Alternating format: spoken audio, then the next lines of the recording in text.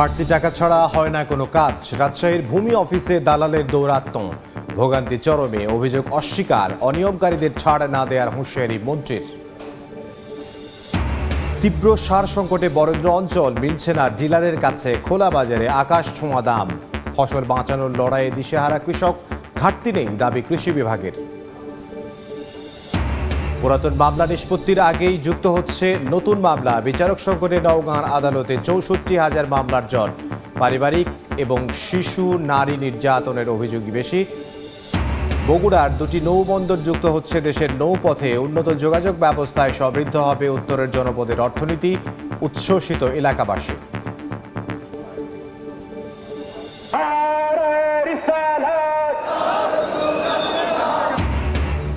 শ্রদ্ধা ভালোবাসায় বিশ্বনবীকে স্মরণ। ঈদে মিলাদুন্নবীর শোভাযাত্রায় রাজশাহীতে ঢল। মানবজাতির মুক্তির দিশারির আদর্শ অনুসরণের আহ্বান, ন্যায় ভিত্তিক সমাজ গঠনের প্রত্যয়।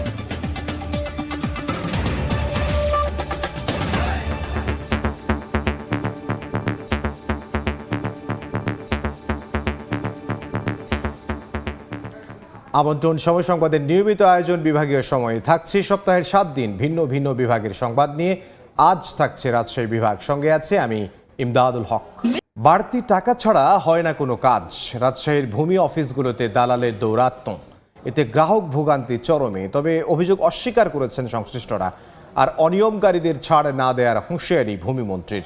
হাবিবুর রহমান পাপ্পুর ছবিতে সাইফুর রহমান রকির রিপোর্ট। রাজশাহীর মোহনপুর উপজেলার মৌগাছি ভূমি অফিসের যে চিত্র, সেটি ভয়াবহ। এখানে নানা অনিয়ম ও দুর্নীতিতে ভরে গেছে। এখানে এসে আমরা একজনের দেখা পেলাম, যিনি এই অফিসের কোনো কর্মকর্তা বা কর্মচারী নন। তবে এখানে এভাবেই কিন্তু চেয়ার টেবিল পেতে তিনি ডাটা এন্ট্রির কাজ করছেন। রাজশাহীর মোহনপুর উপজেলার মৌগাছি ইউনিয়ন ভূমি অফিসের ভেতরে গোপনীয় শাখায় চেয়ার টেবিলে বসে কম্পিউটারে কাজ করছেন হানিফ নামের এক যুবক, যিনি এই অফিসের কোনো কর্মকর্তা বা কর্মচারী নয়। এ বিষয়ে জানতে চাইলে হানিফ হোল্ডিংয়ের কাজ করার কথা স্বীকার করেন। তবে মৌগাছি অফিসের ভূমি উপসহকারী কর্মকর্তা বিজন কুমার জানান, এসিল্যান্ডের অনুমতি নিয়েই তাকে বসানো হয়েছে। এসিল্যান্ডের বক্তব্যে ভাড়া করা লোক দিয়ে ভূমি অফিসে কাজ করার অনুমতি দেওয়ার বিষয়টি উঠে এসেছে। মূল কাজটা কি করে? এটাই মানে হোল্ডিং এর? হ্যাঁ, হোল্ডিং এটাই। কত টাকা করে দেয় আপনাকে? না, কোনো আমাদের বললাম তো, আমাদের কোনো নির্দিষ্ট ইয়ে নাই। এই গোপন শাখায় হচ্ছে আপনি বাইরের একজন মানুষকে দিয়ে কাজ করাচ্ছেন, এটা আপনার কাছে কি মনে হচ্ছে? এটা আসলে ঠিক আছে? ঠিক নাই, কিন্তু তারপরে করাতে হচ্ছে যে অফিস তো টোটালি অফ হয়ে যাবে, মানে একদমই মানুষ সেবাই পাবে না। সাময়িকভাবে ওনার কাজে সহযোগিতার জন্য, টাইপিং বা এগুলোর কাজের জন্য উনি হয়তো একজনের সহযোগিতা নিচ্ছেন। এদিকে তানোর ভূমি অফিসে গ্রাহকদের কাছ থেকে নেওয়া ঘুষের টাকা কর্মকর্তা ও অফিস সহকারী মিলে জমা করছেন একটি কৌটার ভেতর। তবে অনিয়মের অভিযোগ অস্বীকার করেন ভূমি কর্মকর্তারা। ও বসবে কেন? আমি তো বললাম যে ওনাকে ডেকে, আমার যখন কোনো প্রবলেম হয়, আমার টেকনিক্যাল কোনো প্রবলেম হলে তখন ওনাকে ডেকে নিয়ে এসে, উনি জাস্ট টেকনিশিয়ান। রাজশাহীর বেশিরভাগ উপজেলায় জমির খাজনা খারিজ কিংবা নামজারি করতে আসা গ্রাহকদের ভোগান্তির শেষ নেই। ভূমি অফিসগুলোর ভেতরে ও বাইরে সক্রিয় দালাল চক্র। অভিযোগ রয়েছে, সরকার নির্ধারিত ফিরছে, অতিরিক্ত টাকা দিলে কাজ হয় দ্রুত, আর টাকা না দিলে ঘুরানো হয় মাসের পর মাস। ভূমি অফিসে বাস্তবে টাকা ছাড়া তো কাজই হয় না। ভোগান্তি তো বটেই, কারণ আমি তো ছুটি নিয়ে আসছি। আজকে যদি কাজ না হয় তাহলে তো আমার জন্য সমস্যা। অভিযোগ তো জনগণ দিবে, কিন্তু এমনি ফি তো আর মনে করেন যে আবেদন হয় না। তবে ভূমিমন্ত্রী ও জেলা প্রশাসক বলছেন, দুর্নীতিবাজ অনেক কর্মকর্তা কর্মচারীকে চাকরিচ্যুত ও সাময়িক বহিষ্কার করা হয়েছে। প্রতিমন্ত্রী আমাদের মন্ত্রীরা, আমি সহ আমরা তাৎক্ষণিক জুটিকা সফরে যাই এবং হাতে নাতে ধরার জন্য আমরা চেষ্টাও করি। জনবান্ধব করার জন্য ইতিমধ্যে সরকারি নির্দেশনা অনেক পদক্ষেপ গ্রহণ করেছি এবং এটি অব্যাহত থাকবে। যদি কোনো অভিযোগ পাওয়া যায় আমরা সাথে সাথে ব্যবস্থা গ্রহণ করি। জেলার 9টি উপজেলা ও সদর মিলিয়ে 10টি এবং ইউনিয়ন ভূমি অফিস রয়েছে 36টি। সাইফুর রহমান রকি, সময় সংবাদ, রাজশাহী। এ নিয়ে আলোচনা করতে এই মুহূর্তে রাজশাহীতে আছেন সহকর্মী সাইফুর রহমান রকি, তার সঙ্গে যুক্ত হচ্ছেন অতিরিক্ত জেলা প্রশাসক মহিনুল হাসান। সরাসরি চলে যাব আলোচনায়।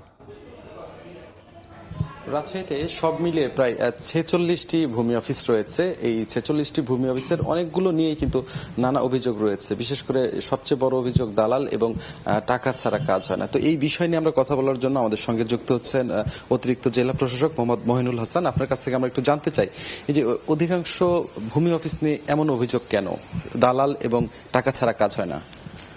ধন্যবাদ, একটা ভালো বিষয় আপনি অবতারণা করেছেন। এই বিষয়ে আমরাও প্রায় সময় অভিযোগ পেয়ে থাকি। আমরা আসলে মাঠ পর্যায়ে আপনারা জানেন ভূমি মন্ত্রণালয়ের 14টি নির্দেশনা আছে। এই নির্দেশনা বাস্তবায়নে আমরা কাজ করে যাচ্ছি। যে নির্দেশনাগুলো বাস্তবায়ন হইলে ভূমি অফিসে স্বচ্ছতা আসবে, জবাবদিহিতা নিশ্চিত হবে, হয়রানি মুক্ত ভূমি সেবা প্রদান করা সম্ভব হবে। এর ভিতরে একটা সবচেয়ে গুরুত্বপূর্ণ একটি বিষয় হচ্ছে যে যারা কর্মচারী, যারা সেবা দিয়ে থাকেন, তাদের নিয়মিত অফিসে উপস্থিতি নিশ্চিত করা। আপনারা জানেন বর্তমান ভূমি মন্ত্রণালয়ের আওতাধীন আমরা প্রায় অনেকগুলো সেবাকে অনলাইনে দিই এবং এই অনলাইন সেবাগুলোর সঠিকভাবে দেওয়া হচ্ছে কিনা এটা আমরা অনলাইনে মনিটরিং করতে পারি। আর যেই বিষয়টি আসছে যে দালাল বা ভূমি অফিসের ভিতরে বা বাইরে দালাল চক্র সক্রিয়, আপনারা হয়তো একটা জিনিস জেনে থাকবেন যে ভূমি সেবা সহায়তা কেন্দ্র নামে একটি কেন্দ্র বর্তমান সরকার চালু করেছে। এটির উদ্দেশ্যটা কি? আমাদের আসলে খুব তৃণমূল পর্যায়ে কিছু সাধারণ মানুষ আছেন যারা ভূমি সংক্রান্ত জটিল বিষয়গুলো বুঝতে পারেন না। বুঝতে না পারার কারণে তারা কারো না কারো দ্বারস্থ হন।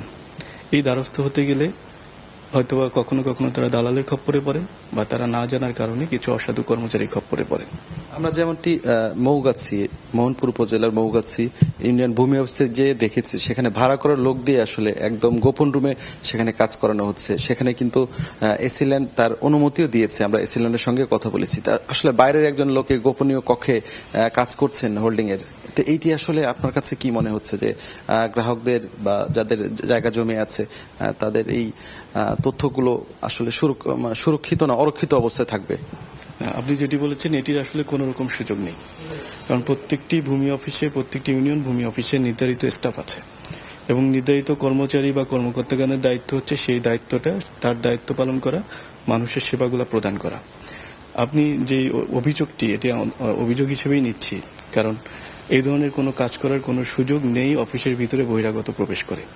এবং এই বিষয়ে আমরা আমাদের প্রত্যেক মাসে রাজস্ব সভা হয়।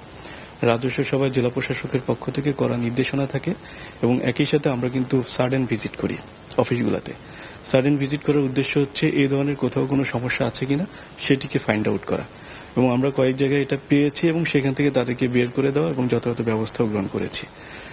এখন আমি যে বিষয়টা এর আগে বলছিলাম যে আসলে কেন মানুষ দালালরা কেন সুযোগটা পাচ্ছে, তো এই সুযোগটা যেন না পায় এই জন্য কিন্তু বর্তমান সরকার ভূমি মন্ত্রণালয় আওতাধীন ভূমি সেবা সহায়তা কেন্দ্র চালু করেছে। আমি জনসাধারণ বা সেবা প্রার্থী যারা আছেন তাদেরকে অনুরোধ করব আপনাদের আজকে এই চ্যানেলের মাধ্যমে যে আপনারা যদি কোনো সেবা নিতে বা কোনো কিছু বুঝতে আপনাদের সমস্যা হয়, আপনারা ভূমি সেবা সহায়তা কেন্দ্রে যাবেন। সেখানে নির্ধারিত ফি আছে, সরকার নির্ধারিত ফি এর মাধ্যমে আপনি যে কোনো ধরনের আবেদন করতে পারবেন এবং সেবা নেওয়ার বিষয়ে তাদের পরামর্শ গ্রহণ করতে পারবেন। আরও কিছু বিষয় আছে যে জনগণের সাথে আমাদের যারা কর্মকর্তা কর্মচারী আছে তাদের একটা গ্যাপ হয়তো আছে, যে সরাসরি মানুষজন অ্যাক্সেস করতে পারছে না। তো এই বিষয়ে কিন্তু জেলা প্রশাসক স্যারের কড়া নির্দেশনা আছে যে কোনো মানুষ কোনো স্টাফের কাছে যাবে না সেবা নিতে। তার যদি কোনো কিছু চাওয়ার থাকে বা সেবা নেওয়ার বিষয় থাকে বা অভিযোগ থাকে, সে সরাসরি কর্মকর্তার কাছে যাবে এবং কর্মকর্তার দরজাটি যেন সবসময় সেবা প্রাপ্তির জন্য খোলা থাকে, এটি নিশ্চিত করার জন্য আমরা কিন্তু জোর দিচ্ছি। থ্যাংক ইউ আপনাকে, অনেক অনেক ধন্যবাদ আমার সঙ্গে যুক্ত হওয়ার জন্য। আপনারা শুনছিলেন যে এই যে ভূমি যে সেবা সেটা জনগণের দোরগোড়ায় পৌঁছে দেওয়ার জন্য নানা উদ্যোগ নেওয়ার কথা জানাচ্ছিলেন মহিনুল হাসান।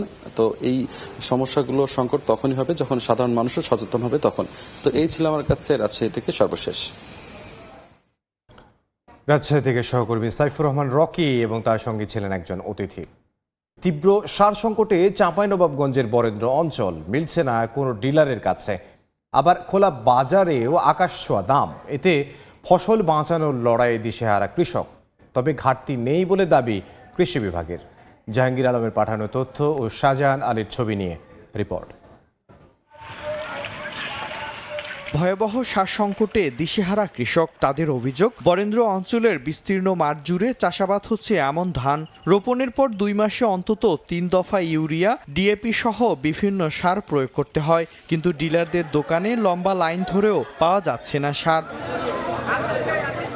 সংকটের অজুহাতে ফিরিয়ে দিলেও খোলা বাজারে মিলছে সার। বাধ্য হয়ে সরকার নির্ধারিত মূল্যের অতিরিক্ত বস্তা প্রতি 800 থেকে 900 টাকার বেশি দিয়ে সার কিনে জমিতে প্রয়োগ করছেন কেউ কেউ।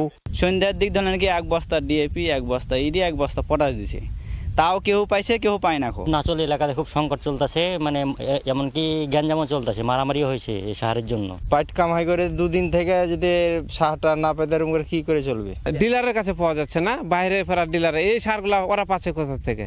আমি কৃষি অপারেশনের কাছে ফোন করেছিলাম, তবে সে লাইনে দাঁড়াও আমি লাইনে দাঁড়ায় তো পাচ্ছি না, গ্যাঞ্জাম হয়েছে। তবে কৃষি বিভাগ বলছে সারের সংকট নেই, আর সারের উপর নির্ভরতা কমিয়ে কৃষকদের জৈব সার প্রয়োগের পরামর্শ কৃষি কর্মকর্তার। আমরা কড়া মনিটরিং এর মধ্যে রেখেছি উপজেলা পর্যায়ে এবং জেলা পর্যায়ের কর্মকর্তারা। সার্বক্ষণিক এটার বিষয়ে আছে, আপনি অবগত আছেন। যেখানে অনিয়ম তৈরি হচ্ছে বা শোনা যাচ্ছে, আমরা সেখানেই মোবাইল কোর্টের পরিচালনার মাধ্যমে সেগুলোকে দমনের ব্যবস্থা নিচ্ছি। চলতি মৌসুমে জেলায় 53,800 হেক্টর জমিতে আমন ধানের চাষাবাদ হয়েছে। সময় সংবাদ, চাঁপাইনবাবগঞ্জ। বিভাগীয় সময় আরও থাকছে। ধর্ম মন্ত্রণালয়ের পাইলট প্রকল্পের আওতায় নাটোরের 7টি ধর্মীয় প্রতিষ্ঠান, ইমাম, খতিব, পুরোহিত সহ ধর্মীয় গুরুরা পাচ্ছেন সম্মানী ভাতা। বেড়েছে সামাজিক। পুরাতন মামলা নিষ্পত্তির আগেই যুক্ত হচ্ছে নতুন মামলা। বিচারক সংকটে নওগাঁর আদালতে 64,000 মামলার জট। এর মধ্যে পারিবারিক এবং নারী শিশু নির্যাতনের অভিযোগই বেশি বলছেন আইনজীবী। রকিবুল ইসলামের ছবিতে এমআর রকির রিপোর্ট। স্বামীর পরকীয়ার বিচার চেয়ে টানা 10 বছর ধরে নওগাঁর আদালতের বারান্দায় ঘুরছেন ময়না বেগম। শুধু ময়না বেগমই নন, জমির বিবাদ নিয়ে একই আদালতে বদিউজ্জামানের অপেক্ষায় কেটে গেছে দীর্ঘ 25 বছর। জেলায় আশঙ্কাজনক হারে বেড়েছে জমি সংক্রান্ত বিবাদ, দাম্পত্য কলহ, যৌতুক, নারী ও শিশু নির্যাতন এবং অর্থ ঋণের মামলা। কিন্তু নতুন মামলা দায়েরের তুলনায় নিষ্পত্তির হার কম হওয়ায় প্রতিদিনই তৈরি হচ্ছে মামলা জট। বহুদিন থেকে ঘুরতেছি, আমার মামলা নিষ্পত্তি হচ্ছে না। পায়ের তলা মাটি ক্ষয়ে গেছে কুটে ঘুরতে ঘুরতে, আর কত কুটে ঘুরবো, কোনো বিচার পাচ্ছি না। 10 সাল থেকে 26 সাল পর্যন্ত আমি হয়েছে, এর কোনো আমি সুরাহা পাইনি এবং কোনো রায় আমার হয়নি। তাড়াতাড়ি মামলাগুলো নিষ্পত্তি হলে আমি একটু খুশি হইতাম। জেলা ও দায়রা জজ আদালতের 11টি বিচারিক পদের বিপরীতে বর্তমানে দায়িত্বে আছেন 9 জন, আর চিফ জুডিশিয়াল ম্যাজিস্ট্রেট কোর্টের 13টি পদের মধ্যে কর্মরত 10 জন। আইনজীবীরা বলছেন, একদিকে বিচারক সংকট, অন্যদিকে মামলা নিষ্পত্তির ধীর গতিতে তৈরি হচ্ছে এই দীর্ঘ জট।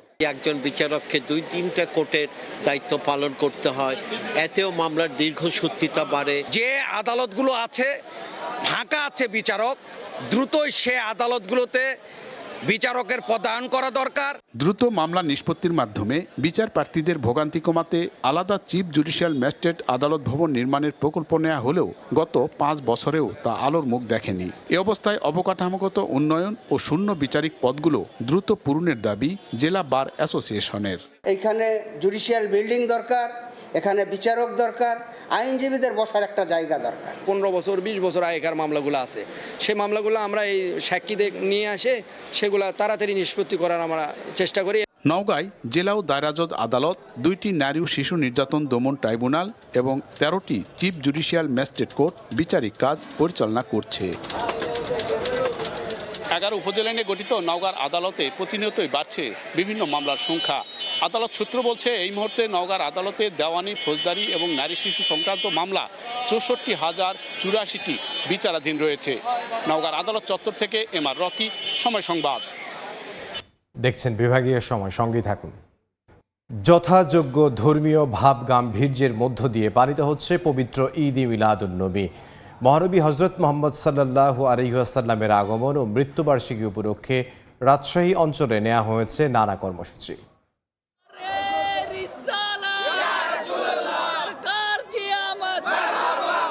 তারকা খচিত সবুজ পতাকা নিয়ে মিছিল, যুক্ত হয়েছেন হাজারো মুসল্লি। ধর্মীয় ভাবগাম্ভীর্যে পালিত হচ্ছে পবিত্র ঈদে মিলাদুন্নবী। এ উপলক্ষে সকালে রাজশাহীর শিরোইল কলোনির বাইতুল মাবুর জামে মসজিদ থেকে বের করা হয় বর্ণাঢ্য র্যালি, যা নগরীর বিভিন্ন সড়ক প্রদক্ষিণ করে দরগাপাড়ায় হজরত শাহ মখদুম রহমতুল্লাহি আলাহির মাজারে গিয়ে শেষ হয়। সেখানে বিশেষ মোনাজাতে মুসলিম উম্মাহ এবং দেশ ও জাতির কল্যাণ কামনা করা হয়। মহানবী হজরত মুহাম্মদ সাল্লাল্লাহু আলাইহি ওয়াসাল্লামের জীবন আদর্শ, সমাজ জীবনের সত্য, ন্যায়, সাম্য এবং মানবিকতার চেতনাকে জাগ্রত করুক। এই পবিত্র দিনে এমনটাই প্রত্যাশা ধর্মপ্রাণ মুসল্লিদের। হযরত মুহাম্মদ সাল্লাল্লাহু আলাইহি ওয়াসাল্লাম সৃষ্টি না করতে আমরা এই দুনিয়া সৃষ্টি হতো না। এই দিনটা আমাদের জন্য সারা বছরের যত দিন আছে তার থেকে সবচেয়ে উত্তম দিন আমি মনে করি আজকে এই 12ই আওয়াল আমাদের হযরত মুহাম্মদ সাল্লাল্লাহু আলাইহি ওয়াসাল্লামের জন্ম। হযরত মুহাম্মদ মুস্তাফা সাল্লাল্লাহু আলাইহি সাল্লামের আদর্শ এবং জীবনী উনি যে কাজটা করেছেন সেটা আমাদের পালন করা অবশ্যই মুসলমান হিসেবে কর্তব্য। বিশ্ব মানবতার সেরা মানব হযরত মুহাম্মদ সাল্লাল্লাহু আলাইহি ওয়াসাল্লাম এই দুনিয়াতে মানবকুলের শিক্ষক হিসাবে তিনি প্রেরিত হয়েছেন।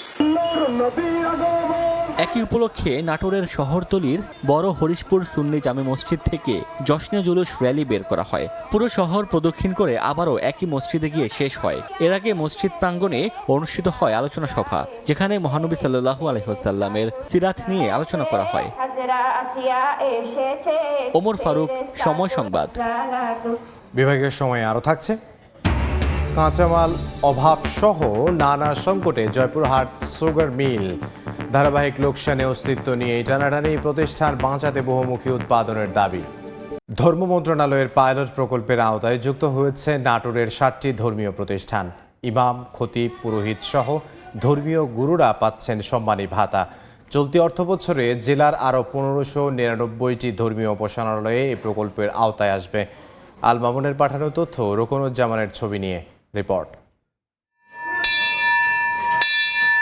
পুরোহিত শ্যামসুন্দর চক্রবর্তী 10 বছর ধরে নাটোর রাজবাড়ী সর্বমঙ্গলা মাতার মন্দিরের পুরোহিত হিসেবে কর্মরত। এতদিন মন্দির কমিটির কাছ থেকে সামান্য মাসিক ভাতা পেলেও সংসার চালানোর জন্য তা যথেষ্ট নয়। গত মার্চ থেকে সরকারের ভাতার আওতায় মাসিক 5000 টাকা সম্মানী পাওয়ায় সচ্ছলতা ফিরেছে তার।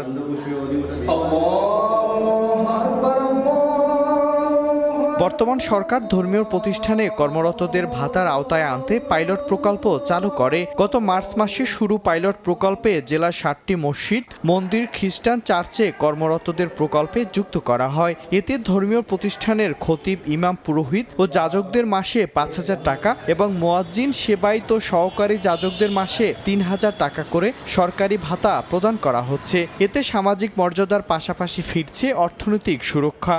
এই ধরনের উদ্যোগ আমাদেরকে অনেক উপকৃত করতেছে।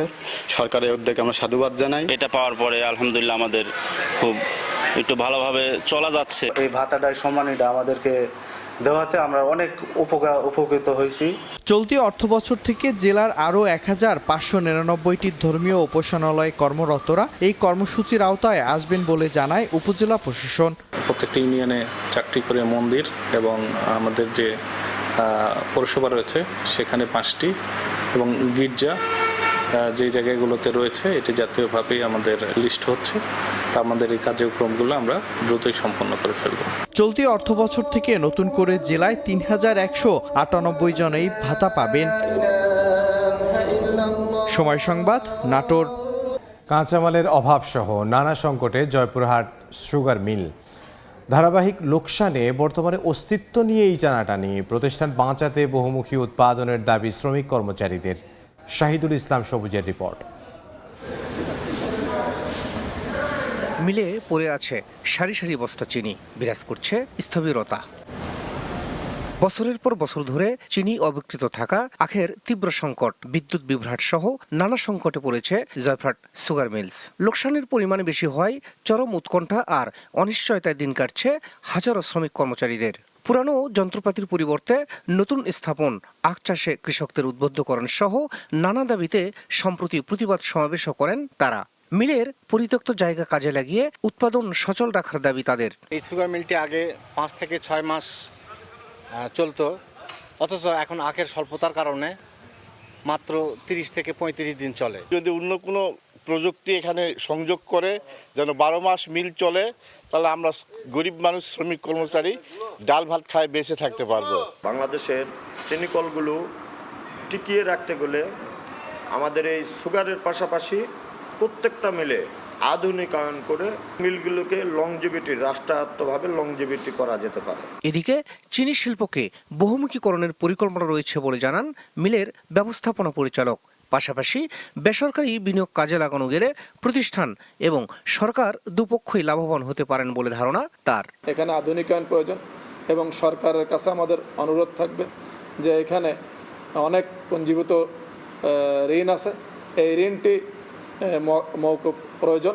এটি হলে তাহলে এই শিল্পটি তার অস্তিত্ব কাটিয়ে ঘুরে দাঁড়াবে বলে আমরা বিশ্বাস করি। 217 একর জমিতে গড়ে ওঠা চিনিকলটি প্রথম আখমারায় শুরু করে 1962-63 মৌসুমে। এখানে নিয়মিত ও মৌসুম ভিত্তিক শ্রমিক কর্মচারী ও কর্মকর্তার সংখ্যা 1000-এরও বেশি।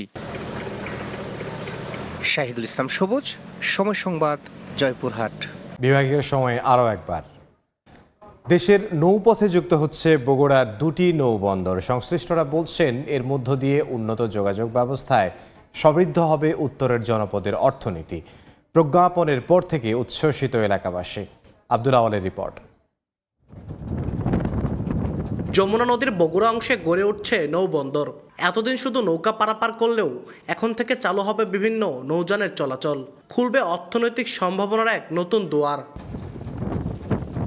চলতি বছরের 8 জুলাই নৌপরিবহন মন্ত্রণালয়ের আলাদা প্রজ্ঞাপনে যমুনার তীরের সারিয়াকান্দি ও ধনুর উপজেলায় নদীবন্দর ঘোষণা করা হয়। এখন অবকাঠামো নির্মাণ ও পূর্ণাঙ্গ কার্যক্রম শুরুর অপেক্ষা। নতুন নদীবন্দর দুটি কার্যকর হলে মাত্র 16 কিলোমিটার নৌপথে মিলবে সারিয়াকান্দির ধনুট এবং জামালপুরের মাতারগঞ্জের সরাসরি যোগাযোগ। একই সঙ্গে বগুড়া ও চরাঞ্চলের উৎপাদিত বিপুল পরিমাণ ধান, আলু, ভুট্টা, পেঁয়াজ, মরিচ সহ বিভিন্ন কৃষিপণ্য সহজে সিরাজগঞ্জের কাজীপুর হয়ে ঢাকা সহ দুই পারের বাজারগুলোতে পৌঁছাবে। এই এলাকার লোকের তো উপকার হবেই, চরাঞ্চলের লোকেরও আরো উপকার হবে। নৌবন্দর এখানে চালু হলে আমাদের সারিয়াকান্দি এলাকার মানুষের জীবন উন্নয়ন হবে। আমরা কর্মসংস্থান খুঁজে পাবো, লোকজন সহজভাবে যাতায়াত করতে পারবে। আমরা এখন প্রত্যাশা করি নৌবন্দর হোক, নৌবন্দরে বড় দেন, সেতু হলেন তারা দেন, মানুষ আরো সুযোগ সুবিধা পাবে। নৌবন্দর হলে খুব সুবিধা হবে। আমাদের একটাই চাওয়া সিরাজ ভাইয়ের কাছে যে আমাদের এই নদী বন্দরটা অতি তাড়াতাড়ি করে দিব। এদিকে বিআইডব্লিউটি এর সঙ্গে সমন্বয় রেখে দ্রুত কাজ এগিয়ে নেওয়ার কথা জানান জেলা। এটা আসলে মন্ত্রণালয় মাত্র গেজেট প্রকাশ করেছে, তো ওই নৌ পরিবহন মন্ত্রণালয় এই কার্যক্রমগুলি এগিয়ে নিচ্ছে। ওনাদের ওখানে স্থাপনা হবে, অনেক কিছুই হবে। তো এটা বাজেট তো সরাসরি আমাদের কাছে জানানো হয় না, মিনিস্ট্রি এগুলো ডিল করে। সো যখন যদি আমাদের কাছে ইনফর্ম করে তখন আমরা বলতে পারবো যে আসলে কি কার্যক্রম হচ্ছে। বগুড়ার সারিয়াকান্দি ও ধনুট নদীবন্দর ঘোষণায় দেশের অভ্যন্তরীণ নদীবন্দরের সংখ্যা দাঁড়িয়েছে 56টিতে। আব্দুল আউয়াল, সময় সংবাদ, বগুড়া। বিভাগীয় সময় আরও একবার। সিরাজগঞ্জের বহুলি ইউনিয়নের চর ইসলামপুর এলাকায় যাতায়াতের একমাত্র সড়কের বেহাল দশা। সামান্য বৃষ্টি হলেই কাঁদা আর পানি জমে চলাচলের অনুপযোগী হয়ে পড়ে। চরম ভোগান্তিতে স্কুলগামী শিক্ষার্থী সহ আশপাশের প্রায় 30 গ্রামের মানুষ। মাঝে মধ্যেই রাস্তার গর্তে পড়ে নষ্ট হয় যানবাহনের যন্ত্রাংশ। দুর্ভোগ কমাতে সড়কটি পাকাকরণের দাবি এলাকাবাসীর, তবে দ্রুত পদক্ষেপ নেওয়ার আশ্বাস উপজেলা প্রশাসনের। বিভাগীয় সময়ের শীর্ষ সংবাদগুলো জানিয়ে দিব আরও একবার। বাড়তি টাকা ছাড়া হয় না কোনো কাজ। রাজশাহীর ভূমি অফিসে দালালের দৌরাত্ম্য। ভোগান্তি চরমে, অভিযোগ অস্বীকার। অনিয়মকারীদের ছাড় না দেওয়ার হুঁশিয়ারি মন্ত্রীর। তীব্র সার সংকটে বরেন্দ্র অঞ্চল, মিলছে না ডিলারের কাছে। খোলা বাজারে আকাশ ছোঁয়া দাম। ফসল বাঁচানোর লড়াইয়ে দিশেহারা কৃষক। ঘাটতি নেই দাবি কৃষি বিভাগের।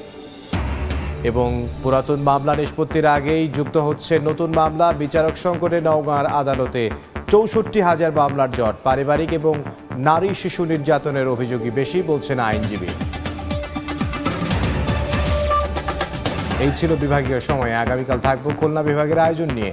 এরপর আন্তর্জাতিক সময় নিয়ে সঙ্গে থাকবেন সহকর্মী জিন্নাত আরা জশোয়া। ইমদাদ, আপনাকে ধন্যবাদ।